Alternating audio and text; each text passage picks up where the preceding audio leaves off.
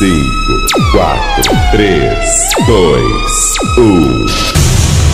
Começa agora o programa jornalístico inteligente e dinâmico. A notícia de sua cidade, do seu estado e do Brasil. Você sempre bem informado. Programa Adão de Resende. Muito bem, meus amigos, nós estamos começando o nosso programa hoje apresentando um grande amigo, uma pessoa que a gente conhece há muitos anos, e ele lançou um livro chamado Fé e Negócio. O livro está aqui, ó. Esse Fé e Negócio ele lançou, esgotou nas bancas, mas se você quiser adquirir esse livro, o Jaime daqui a pouquinho vai passar para você como você vai poder adquirir este livro. Eu li e vi que nós temos mais ou menos uma identidade de vida. Mas o Jaime é uma pessoa que lutou muito com a vida, ele rodou por esse mundo de meu Deus, rodou por todas as capitais do Brasil, São Paulo, Minas, etc. Ele vai falar daqui a pouquinho. Jaime, boa tarde, bom dia, boa noite, que nós não sabemos que horas que vão nos assistir neste canal. Gostaria de conversar com você a partir desse momento. Seja bem-vindo, fale conosco. É um prazer, Adão, estar aqui conversando com você, um amigo de muito tempo, e eu quero ter o prazer, sim, de conversar com você, pode perguntar o que você quiser. Estamos aqui às suas horas, graças a Deus estamos aqui bem, né? E depois de tantos e tantos anos, aqui junto, e que seja uma bênção esse podcast, assim como a tua rádio, tudo, que Deus abençoe. Bom, eu vou começar perguntando para você, a sua vida, a sua infância, como é que foi? Você nasceu em Itajubá mesmo? Conta para mim desde o comecinho, como é que foi a vida, a sua vida com seu pai, sua mãe, o Jaime neném, o Jaime criança, até de onde você lembra, para a gente poder começar bem a sua vida. Eu lembro que eu nasci em uma cidade pequena, Poço Fundo, que ali você indo para Alfenas, de Pouso Alegre, uma cidade pequena, meus avós eram fazendeiros lá e tudo, e o meu pai foi ser médico lá, conheceu a minha mãe, e eu com 1 ano de idade depois, lá em Poço Fundo, vim para Itajubá. Meu pai veio ser médico em Itajubá, e depois aqui em Itajubá, ele teve mais outros 4 filhos, né?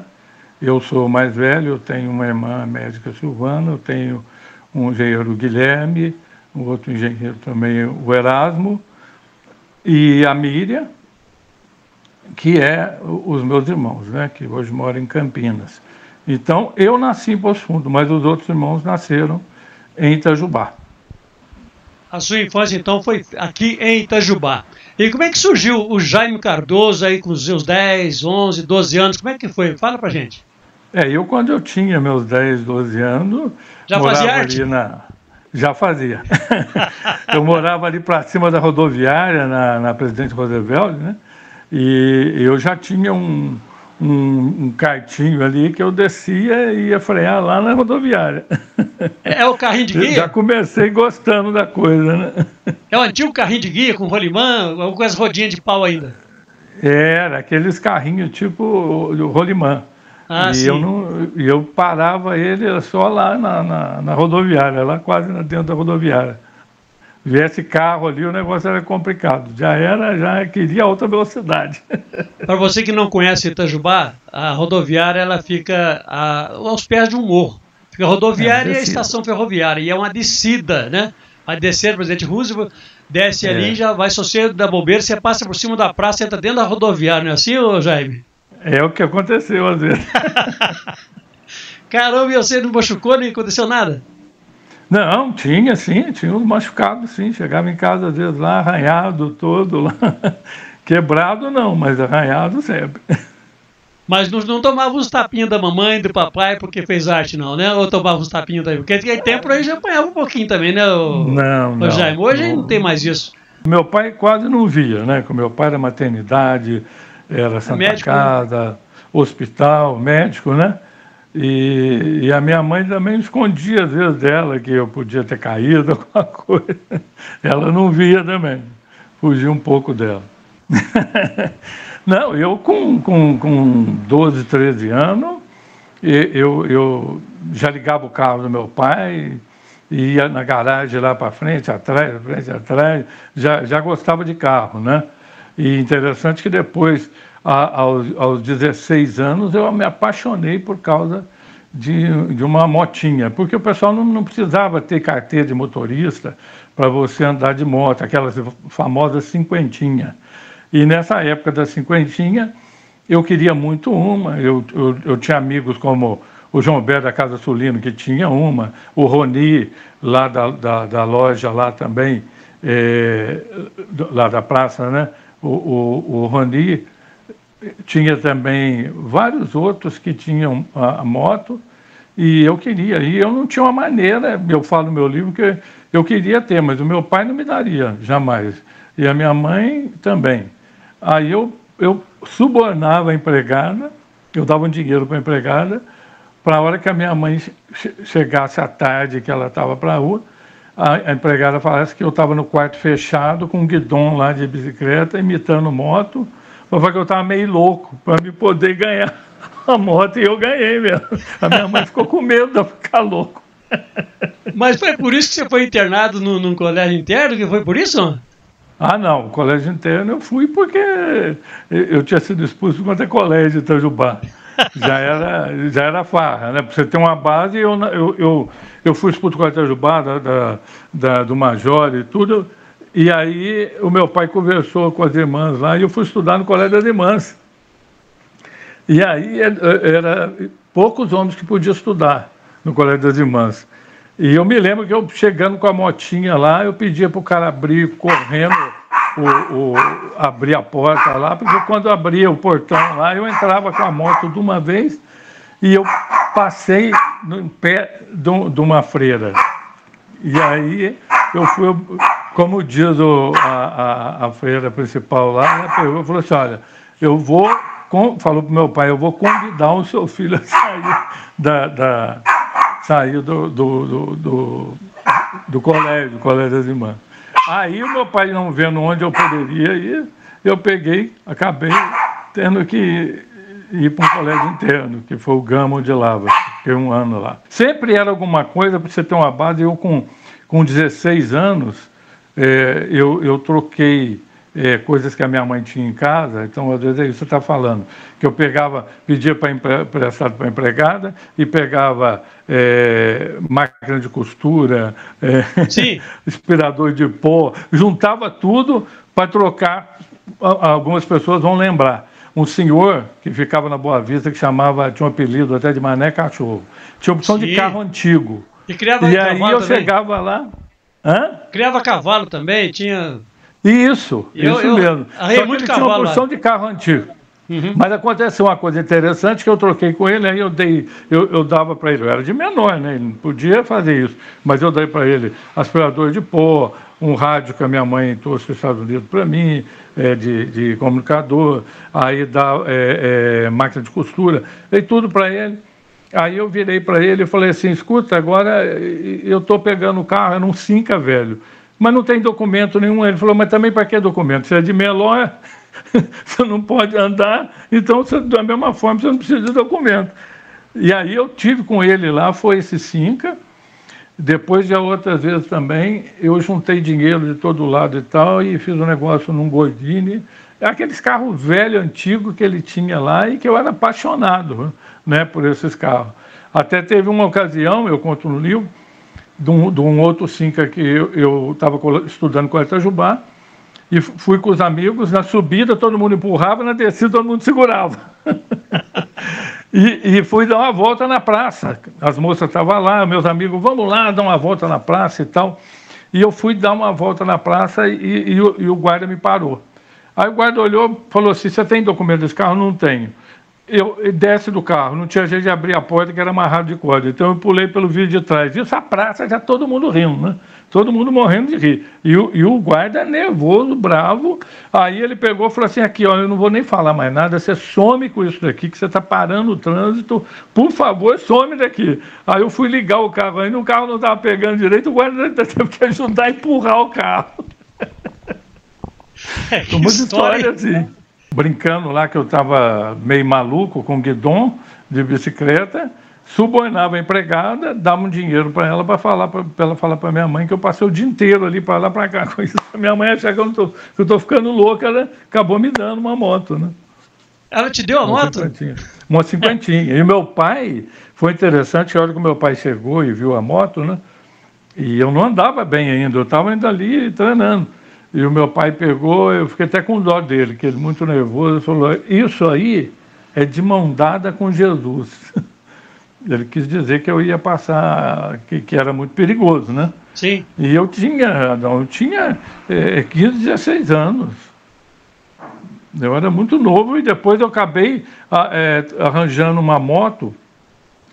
O nosso amigo aí, o Fu, não sei se o pessoal lembra que tocava, fazia muito negócio de aparelho de som e tudo. Eu acabei trocando com ele lá no Godinho, numa Harley Davidson 1200 câmbio no tanque. A moto perigosíssima. Não, e pesadíssima. Então eu passava nas esquinas para ver se eu conhecia alguém. Falei, ajuda a segurar, que eu era muito magrinho. Ajuda a segurar, ajuda a segurar. Aí ela estava com um problema lá de vazamento. Eu entrei na garagem lá de casa, comecei a mexer, vazou óleo para a garagem inteira. Minha mãe ficava doida comigo. Imagino. Coitada, como é que é o nome da sua mãe mesmo? Dona Neide. Dona Neide. Mas ela é viva ainda? Viva, está com 90 anos, com um tablet na mão e o celular ali, vendo YouTube, pintando, bordando. Que Graças benção. a Deus, muito bem. Um abraço para ela então aí, tá? Um abraço para ela. Eu passo. Que bom. Bom, mas aí, surgindo dentro dessa conversa, dentro desta peraltice aí do Jaime Cardoso quando criança, né? Teve muitas namoradas? Como é que fala? Você pode contar isso também, esse caso de namoradas, de flertes, de paqueras, ou não? Tinha até uma coisa engraçada essa questão Sim. de namorada, sabe por quê? Primeiro porque em 2012, eu fiquei sabendo por que acontecia isso. Em 2012, meu pai recebeu uma homenagem dos vereadores de Itajubá de mais de 35 mil partos feitos na maternidade Xavier Lisboa. Uma placa de prata. Aí eu levei para o meu pai, ele olhou e falou assim, isso de Itajubá, mas faltava Santa Rita, Brasó, Paredó, Maria da Fé, Poço Fundo. Então, ele deve ter feito uns 50 mil partos, não sei. Mas o engraçado da namorada é o seguinte, que eu morei em Lavras, depois voltei para Itajubá, né, e estudei na eletrotécnica. E aí o pessoal falava, vamos dar FEI, juntava uma turma aí e tal. E quando eu conheci uma moça, a família, cada moça que eu conhecia, a família queria que eu casasse com a moça de qualquer maneira, nem bem conheci. Por quê? Porque a mãe virava e falava assim, nossa, você nasceu na mão do pai dele, isso é de Deus, você vai casar com ele. Então, era complicado namorar. Era complicado as namoradas, viu? Eu tinha que ter um compromisso sério ali, porque senão o negócio era feio. A alegria dos pais, tanto que gostava do meu pai, que queria que realmente o negócio fosse para frente, né? Os namoros, né? É interessante, gente. O pai do Jaime era muito famoso em Itajubá, muito querido em Itajubá. A minha mãe teve meus irmãos foi feito com com seu pai. Doutor Heraldo Cardoso. Na maternidade Santa Casa, né? Só tinha a maternidade Santa Casa naquele tempo, né? Ainda não tínhamos uma maternidade, eu não lembro bem se tinha do hospital não, já, mas acho que casa mesmo. Por isso que ele fez a homenagem de mais de 35 mil partos feitos na maternidade Xavier Lisboa, então, na época era isso mesmo, né? É verdade. Mas então, ele faleceu com quantos anos? O pai faleceu com 87 anos em 2012. 2012? Isso. Poxa. Então tá aí, mas que Deus o tem, ele ajudou Deus a colocar muitos filhos na terra, né? Esse foi pro céu direto. Com certeza, com certeza. Esse aí Deus chegou, meu filho, que bom que você veio para cá, porque você cumpriu sua meta lá embaixo, trouxe meus filhos para a terra para poder cumprir o papel deles, o script que eu dei para cada um deles viver a vida, porque, Jaime, eu imagino a nossa vida como se uma novela. Né? Lá na Globo tem a novela da Globo, eu não assisto, mas eu tenho a novela da Globo e cada ator tem o seu papel a cumprir. Então eu acredito que nós aqui na Terra estamos trabalhando uma novela escrita por Deus. Cada um de nós temos um papel a cumprir. Esse papel chama-se o livre-arbítrio. Né? Deus te coloca no mundo e pede que você faça esses caminhos que estão no script, mas normalmente a gente não segue, é muito difícil a gente seguir o script que Deus nos dá, a gente desvia os caminhos, etc. Então eu acho que o seu pai cumpriu o papel dele na novela, foi um dos atores principais, como queiram, de Deus aqui na Terra, né? Ele cumpriu o papel que Deus deu para ele cumprir aqui na Terra. Que bom que ele hoje Adão, está... Oi. Eu vou falar uma coisa para você que muita gente, claro, não sabe, isso é mais aqui da família, mas eu vou abrir para você. O meu pai, quando ele foi para ser operado, ele teve um problema da bexiga e tudo, ele foi ser operado. E aí, depois que ele foi operado, o médico veio e falou, olha, ele não deixa ele ver o prontuário aqui não, porque ele foi operado, mas parece que não deu certo. A gente tem que ver agora. E ele lucidamente voltou para a cirurgia, falou para mim, me dá essa pasta ali. Eu falei, não, pai, para que não me dá? Que é o prontuário médico. Mas ele olhou, pegou e falou, é difícil agora continuar nessa vida. Eu falei, que isso, pai, e tal. E ele foi para fazer a outra cirurgia. Quando ele fez a outra cirurgia, eu estava no quarto dele. E a hora que ele voltou inconsciente, deixava ele na cama, né?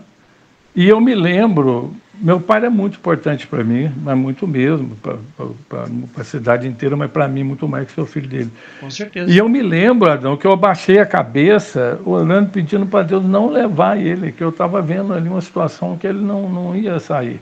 E eu pedia, Deus não leva, e chorando e tudo, e de repente que eu levantei assim a cabeça, que eu olho o meu pai sereno, em volta dele, anjos tocando instrumentos, num motivo de alegria, uma coisa assim indescritível, uma coisa incrível.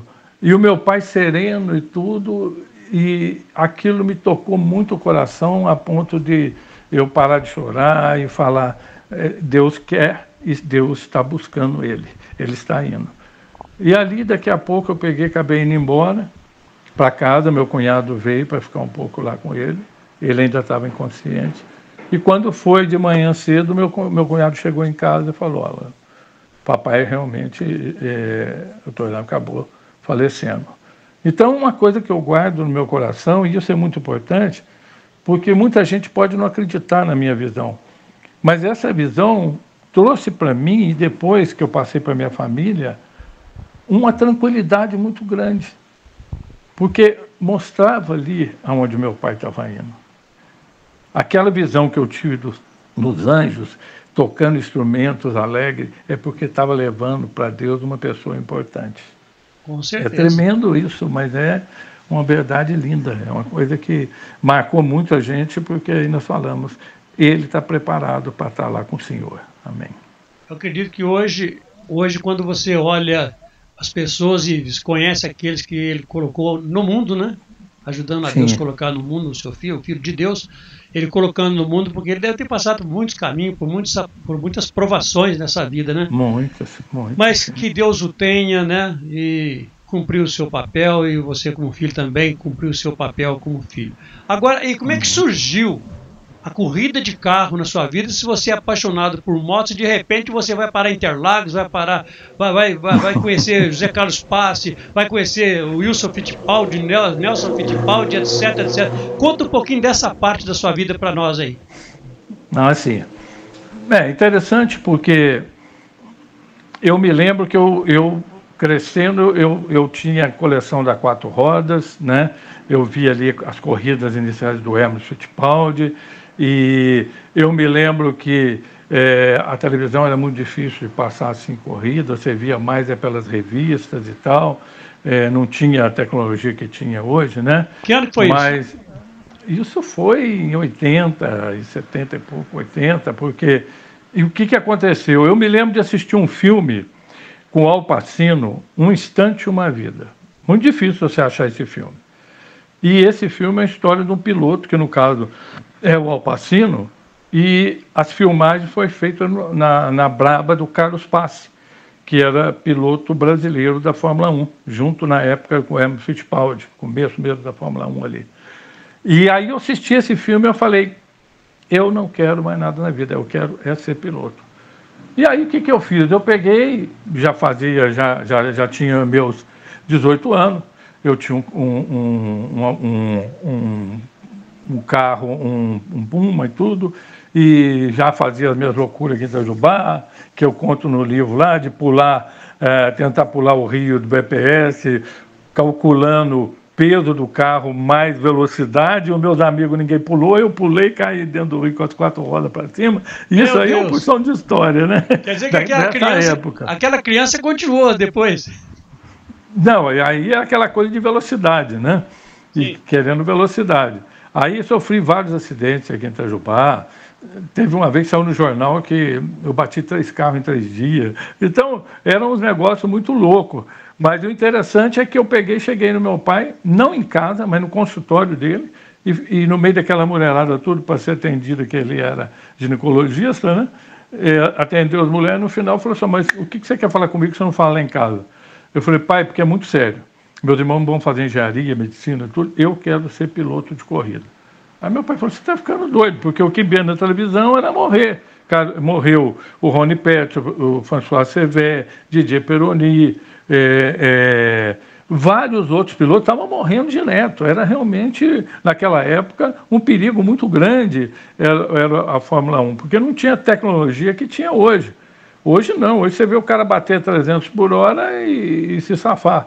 Naquela época não, é tudo complicado. O carro era duas debreadas para passar marcha, era marcha ali, difícil, complicado. Mas aí o que aconteceu? Meu pai falou com o meu tio, que era dono de agência de carro em São Paulo, e ele falou, ele virou para o meu pai e falou, olha, eu vou dizer uma coisa, ele não passa no curso de pilotagem de jeito nenhum. É caríssimo, ele quer isso, então faz o seguinte, paga o curso de pilotagem para ele não vai passar, ele volta e você fala para ele fazer engenharia ou qualquer outra coisa. E meu pai confiou no meu tio. E aí o que aconteceu? Meu pai fez eu vender meu carro, eu vendi porque o curso era caro, eu fui fazer o curso, fui muito bem no teórico e quando foi no prático, eu passei entre os primeiros. Tinham 30 candidatos a piloto da Confederação Brasileira de Automobilismo, inclusive 2 argentinos, tinha Paraguai, e o pessoal chegava lá de macacão, Adão, macacão daquele de Fórmula 1, e eu chegava com um macacãozinho Hennig, um capacetinho, e virei melhor do que eles em Interlagos. Fiz um temporal. Aí os primeiros colocados, os primeiros colocados, você já podia começar a correr com patrocínio. Você ganhava o patrocínio da Firestone para correr no Fusca e depois no Opala. E aí o que aconteceu? Meu pai ligou para o meu tio e falou, mas você não falou que ele ia passar? Eu falei, não, mas ele é bom e tal. Aí meu pai não ficou um mês sem falar com o meu tio. Mas eu acabei acertando com o meu pai de ir para São Paulo. O meu tio tinha 2 agências de carro. Eu ia trabalhar na agência de carro dele e ia começar a ver as corridas, começar a correr. Eu já tinha o patrocínio da Firestone, então eu ia correr. Fui correr. Para você ter uma base, eu nem cheguei a correr de kart.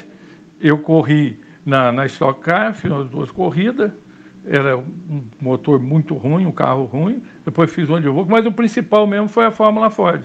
A Fórmula Ford eu fiz o campeonato, muito difícil, luta muito intensa para ter patrocinador, e eu era o único piloto mineiro na Fórmula Ford, Fórmula 3, que chamava aqui no Brasil. Então, a partir daí, eu comecei a lutar, correr atrás de patrocínio, e um dos padrinhos que me ajudou na época, era muito amigo do meu pai, era o doutor Eliano Chaves, que na época ele era vice-presidente da República, né? Mas que ele não podia pedir nada na situação. O presidente Figueiredo não autorizava que o vice pedisse nada, que eu não podia pedir nada. Então, nisso aí, eu conto no livro lá toda uma confusão. É coisa assim que eu te conto aqui de horas, porque foi muito difícil, não foi fácil, não. Eu corria na Fórmula Ford e tive uma chance com o doutor Eliano de correr no Café do Brasil e Banco do Brasil no exterior. E eu confesso para você que eu cheguei em casa feliz, porque eu estava vendo já o projeto para ir para o exterior, né, para correr na Fórmula 3, que já era na época um pulo da Fórmula 1. E com esse patrocínio aqui do Brasil seria legal, porque o Gugelmin estava indo, o Boés e outros que correram na Fórmula 1. E aí o que aconteceu? Eu cheguei em casa, tinha em cima da mesa um eletro do meu pai, que o meu pai estava com um problema de coração. E aí, tudo que o meu pai fez por mim, eu falei, é a hora de eu fazer. Eu não vou correr no exterior, que era meu sonho.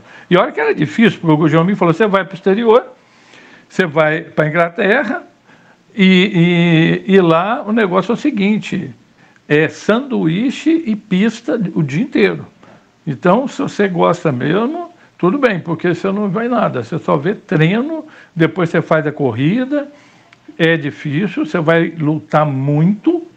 E aí eu peguei e disse mesmo, falei assim, eu vou correr aqui no Brasil mesmo. Aí eu consegui alguns patrocínios e não era fácil também.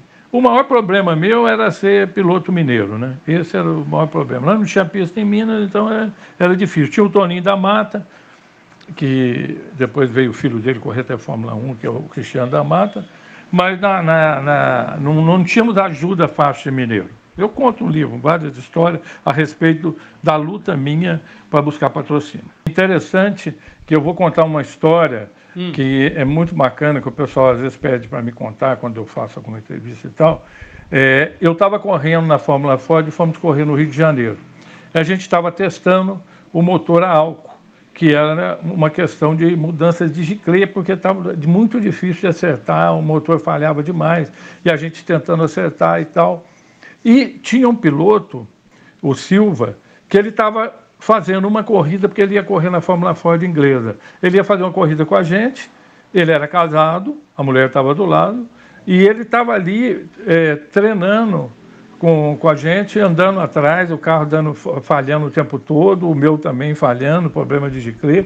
E nós tínhamos lá o nosso campeão, na época, Arthur Bragantini, o outro também, que era filho do Mário Covas, que era o Zusa, que era filho do governador Mário Covas. Mário Covas, o governador, ele era deputado na época, ele ia, senador, ele ia para tudo quanto é corrida. Então, uma pessoa que às vezes virava para mim e falava, eu vou falar com o seu pai que você está passando das contas. Porque eu não tinha motor igual os outros, então eu lutava nas curvas, para andar melhor que eles. E na reta, os nego tchau, mandava eu longe. Era uma Ferrari com uma Ozella, um tipo desses carros antigos. Então, o que acontecia? Eu estava lá nessa pista e o carro com giclê difícil de arrumar no treino na sexta-feira, no sábado, né, para fazer classificação e tal. E quando chegou 4h30 nós acertamos, mas só que fechou a pista no Rio de Janeiro, botou uma corrente. E aí o meu carro acertou o motor. Aí eu falei para o preparador, o Aldo Verdade, falei, Aldo, eu tenho que dar uma volta para testar esse carro. Ele falou, não, mas a pista está fechada. Eu falei assim para o mecânico, vai lá e abre a pista, porque eu vou dar pelo menos uma volta, eu não quero saber. Aí o mecânico foi lá, abriu a pista, eu lembro que eu coloquei até viseira escura, e a balacrava e tudo, a viseira e tal, e saí.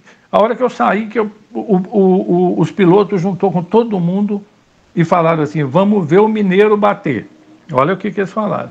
Por quê? Porque eu dei a volta, quando eu peguei a reta, que eu estava quase chegando no final da reta, por que a pista se fechava às 4h30? Porque o sol estava direcionado para a reta, que é alta velocidade, você estava quase 200 por hora. Então, o que aconteceu? O sol bateu, eu fui direto no guarda-reio e bati. Meu Deus. Aí rebentou o carro, tudo, e juntou. Conforme eu falei, os pilotos falaram, vamos ver o mineiro bater. Já falaram até assim. Aí rebentou o carro, tudo, a suspensão e tal. Eu acordei no pronto-socorro. A hora que eu acordei lá no pronto-socorro, lá do autódromo, né, de Jacarepaguá, o Mário Covas estava do lado, o Alexandre Negrão, todo mundo falando, não, você precisa esperar ter um patrocínio, você não pode andar com um carro ruim desse, vamos, busca patrocínio. Meu carro estava, naquela época, estava com um patrocínio pequeno só, que era da Dinspool. Aí, o que aconteceu? Eu peguei e comecei a mexer as pernas, o braço, estava meio enfaixado e tudo, mas era muito caro para você fazer uma corrida. E eu falei, não, eu vou tentar ainda andar. Eu lembro do governador, Mário Covas, virar e falar assim, não, eu vou até ligar para o teu pai, porque você não pode fazer isso não. Não, eu vou tentar. E aí o Aldo virou e falou, olha, o meu preparador falou assim, você arrebentou tudo, eu consegui trocar a suspensão, tudo, mas o bico eu peguei do Silva, que te prestou. Eu conto tudo isso, sabe por quê? Porque o Silva era o Ayrton. Era o Ayrton Senna. E interessante que a gente ia para o hotel dormir e ele botava uma cama de armário do lado lá, porque ele queria ver arrumar o carro a noite inteira.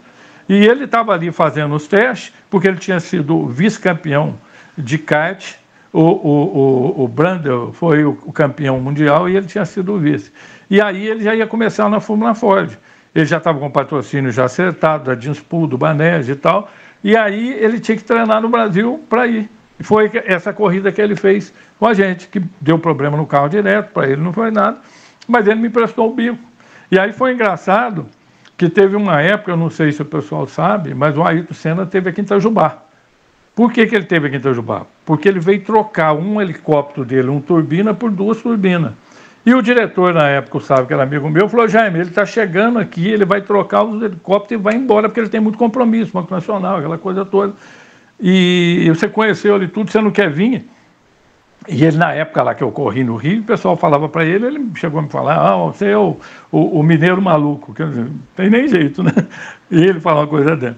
Mas aí, o que aconteceu? Eu fui para a Elibras, quando ele me ligou e falou: ele está aqui já. Eu falei: beleza. Fui para a Elibras, mas eu cheguei, para chegar lá na Elibras, eu fui e tal, abri o portão, não sei o que e tal, ele não pôde me esperar, porque ele tinha tempo ali, foi só trocou, tirou algumas fotos e tal, pelo que me falaram, o helicóptero, uma turbina por 2, pegou o helicóptero imediatamente e foi embora. Aí, a hora que eu cheguei e tudo, eu falei: mas e cadê o homem? Eu falei assim: não, ele não pôde esperar. Mandou um abraço para você e falou que você está devendo o bico para ele. Que história bonita. O bico do carro. Essas histórias é interessante, porque eu cheguei a conhecer o Ayrton nessa vez. Depois tem uma coisa bacana também, que foi, uma vez que ele estava correndo, eu trabalhei em Interlagos, por quê? Eu não ganhava nada, mas como piloto, quando tinha corrida de Fórmula 1, você podia trabalhar pela Fórmula 1. Aí você ficava nos boxes, você podia onde você quisesse. Você não recebia nada, você recebia um lanche lá e tal. E eu trabalhei no lanche, que era no Grande Prêmio de 90, e eu pedi, é muito jornalista, tudo sábado e domingo. Como eu já estava lá quinta, sexta, ele teve lá o Ayrton, eu pedi para ele uma camisa da Marlboro Honda, que ele já tinha sido campeão, e foi a segunda vez que ele foi campeão. E aí, um mecânico que tinha um apelido de macaco, que era lá do Aldo Piedade, ali, a minha equipe era ali em Interlagos, do lado do Interlagos, do Aldo Piedade. Então ele sempre trabalhava para o Ayrton toda vez que vinha.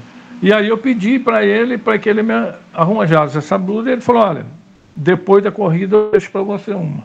O Ayrton falou para mim, eu falei: beleza. E ali também ele já rapidamente pegou o helicóptero e foi embora, porque não tinha ninguém, o pessoal chegando quinta-feira. Na sexta-feira já enche jornalista e tudo, não dá para você chegar nem perto dos boxes. No sábado, treino piorou e domingo também. Mas acabou a corrida no domingo, parece que um bateu na costa do outro, vamos embora, foi todo mundo. Aí eu cheguei lá, falei com ele, ele falou: olha, ele deixou aqui um broche para você, que eu tenho guardado até hoje, lindo mesmo, que o Ayrton deixou, que eu guardo, a 7 chave. Não me deu a blusa, mas me deu uma coisa até que tinha um valor maior, sim, claro, mais estimado. Eu guardo isso aqui no coração.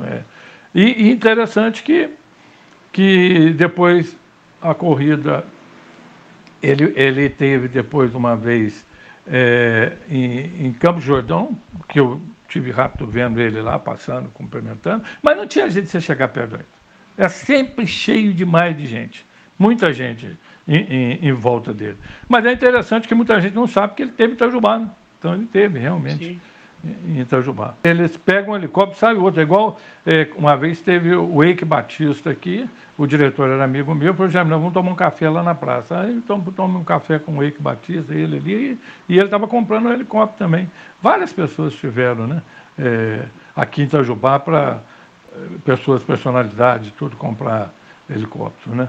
Ô Jaime, agora passou a Fórmula 1, passou a infância, a juventude, passou a faculdade, passou os estudos, aí vem agora o Jaime acima dos 40, né? O Jaime acima dos 50. Uma família constituída, uma família bonita, hoje você é um empresário bem-sucedido, você fez engenharia, qual a sua graduação na faculdade? Eu estudei geologia, mas não terminei. Aí foi na época que eu estava montando o projeto da água mineral Mantiqueira, né? Sim. E hoje eu sou muito feliz porque eu terminei o curso de teologia. Hoje eu sou bacharel em teologia. Que benção. Muito Amém. bom. Hoje você mora em Itajubá ou você mora fora de Itajubá hoje? Eu moro em Itajubá, moro aqui com a minha mãe, e eu faço projetos de mineração, né? Então eu faço implantação de indústrias de água mineral, e esses projetos aqui é sempre aqui em volta, muitos em Campos do Jordão. Então eu vou nas fazendas, visito, vejo projeto lá de água, monto a indústria. Hoje eu estou mais tranquilo nessa área, fazendo isso. E trabalho muito também pela DONEP, né? Hoje eu sou presidente da DONEP aqui de Itajubá, se alguém não conhece, Associação de Homens de Negócio do Evangelho Pleno. O que é a DONEP hoje? É o maior network do mundo. Hoje nós temos a DONEP no mundo inteiro. Então eu trabalho, a gente dá palestra, a gente viaja em vários lugares. Agora, por exemplo, já fizemos vários jantares aqui, lá no Coroado, trouxemos várias pessoas importantes, como o João Leite, ex-deputado estadual, ex-goleiro da Seleção Brasileira, do Atlético Mineiro, mais outras personalidades.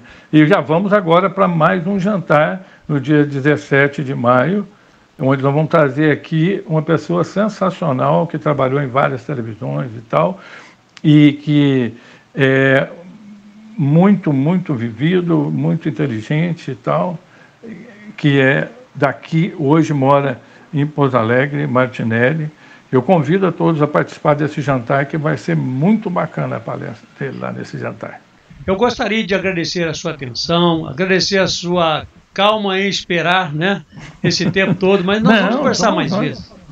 Vamos depois contar com mais calma todo o andamento meu na época de piloto, que eu caí de avião e batidas de carro de corrida e coisas sobrenaturais que Deus fez na minha vida, que isso é muito importante. Com certeza absoluta, esse foi o papel que Deus deu para você atuar nessa novela, chamada Terra, chamada Vida, né?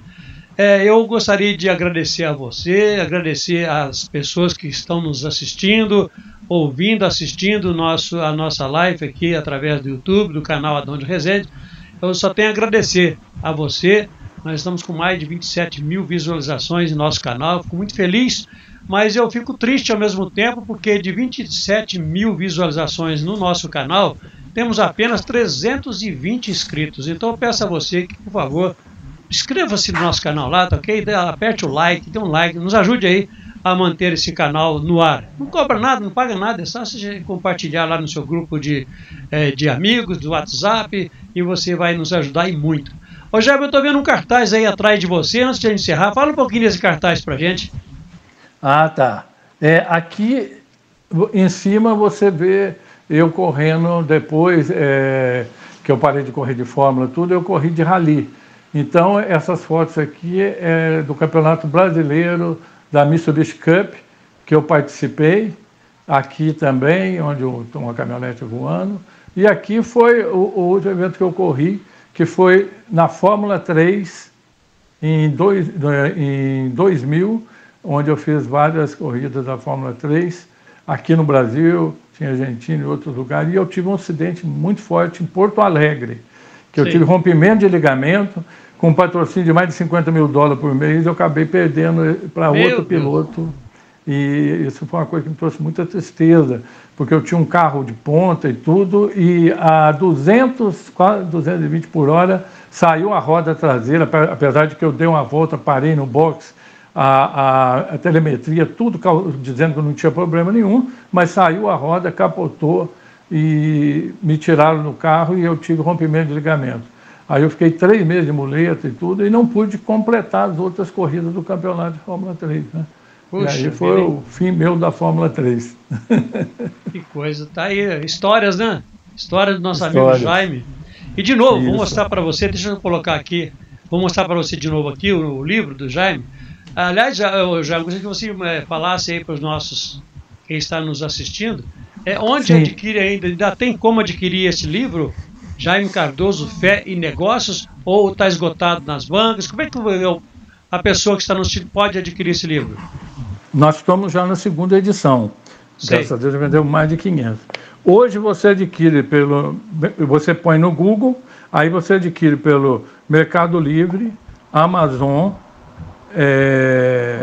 Magazine Luiza, submarino. Tem várias. Você abrir no Google, você escolhe, você vê onde você quer adquirir. E aí eu tenho certeza que vocês vão gostar muito. É muito edificante, muito interessante. Eu li e recomendo, viu? Recomendo a você, porque é muito gostoso. Você dá algumas risadas também, né? Tem hora que dá vontade de chorar, e tem hora que você começa a rir. Meu Deus, eu fiz tudo isso quando era criança.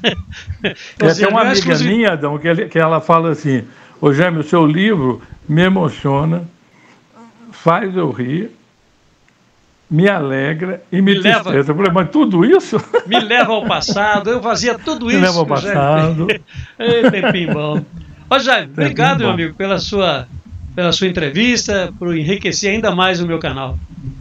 E eu que te agradeço, convido ainda de novo você e sua família e outros para participar do nosso jantar no dia 17 de maio.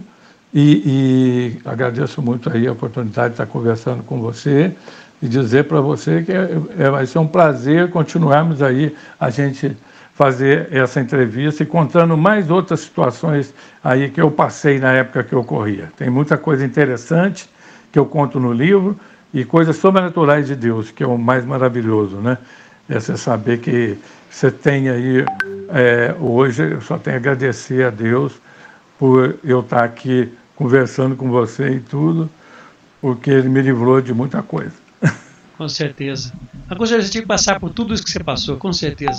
Deus escreve tudo na nossa vida. Bom, aí Jaime Cardoso, então, conosco aqui na nossa programação, eu fico feliz, né, de tê-lo como um amigo. Eu falo que ele é meu amigo porque sempre que a gente se encontra, a gente se bate papo, a gente se cumprimenta, a gente vê pelos olhos da pessoa quando se considera amigo. Fico muito feliz de tê-lo como meu amigo, com certeza. Deus abençoe, Jaime, fica com Deus. Com ele estou indo também. Um abraço a todos vocês que estiveram conosco aqui no canal. Olá, muito prazer. Eu sou o Davi, da equipe comercial aqui da Tráquea Soluções. Nossa empresa oferece tecnologia avançada em videotelemetria com inteligência artificial. Utilizamos tecnologia de ponta para gravar imagens e identificar uma série de eventos de risco em tempo real, como fadiga do motorista, distância insegura e uso de celular, por exemplo. Além disso, nossa plataforma Tráquea Vision proporciona acesso a todas as imagens, relatórios e informações para uma gestão eficiente e simplificada da sua frota. Experimente gratuitamente em apenas 15 minutos de instalação e descubra uma nova experiência em informação, controle e gestão eficiente para a sua frota. Tráquea, Safe Travel, Welcome Home.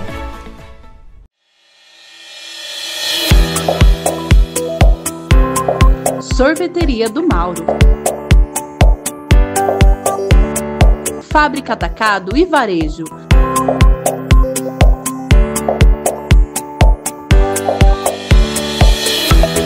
Rua Marechal Deodoro, 124, Morro Chique, Itajubá. Telefone 3623-4984. Mauro Sorvetes. Programadão de Resende.